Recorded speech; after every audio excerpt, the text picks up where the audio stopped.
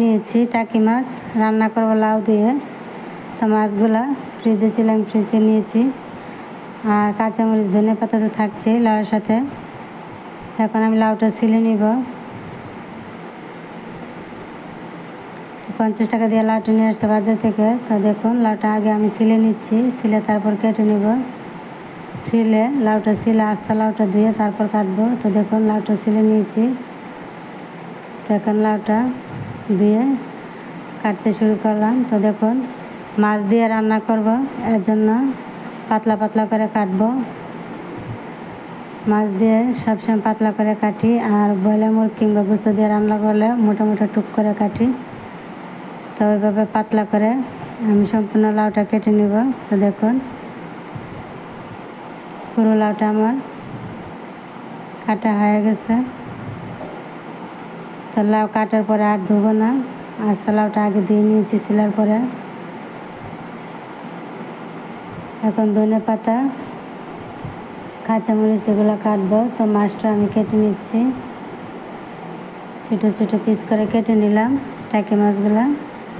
এখন আবার ধুয়ে নিব টাকি মাছগুলা। তো এদিকে ধনে পাতা কাঁচামরিচ পেঁয়াজ ধুয়ে আমি কেটে নিয়েছি। আর টাকি মাছটা ভাজির জন্য লবণ হলুদ মাখিয়ে নিলাম। এখন ফ্রাই প্যানে তেল দিয়ে দিচ্ছি। দেখুন এখন মাছগুলো দিয়ে দিলাম, তেলটা গরম হয়ে গেছে।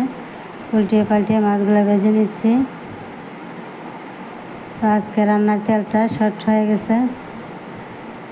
তো কোনোভাবে মাছটা আমি ভাজি করে নিয়েছি। তরকারি রান্নার জন্য চুলায় পাতিল দিয়ে অলিভ অয়েল দিয়ে দিচ্ছি। যেহেতু রান্নার তেলটা আমার শেষ হয়ে গেছে, এর জন্য কিছুটা অলিভ অয়েল দিয়ে দিলাম রান্নার জন্য। আজকে রান্নার তেল শেষ হয়, অলিভ অয়েল দিয়ে লাউ তরকারিটা রান্না করে নিচ্ছি।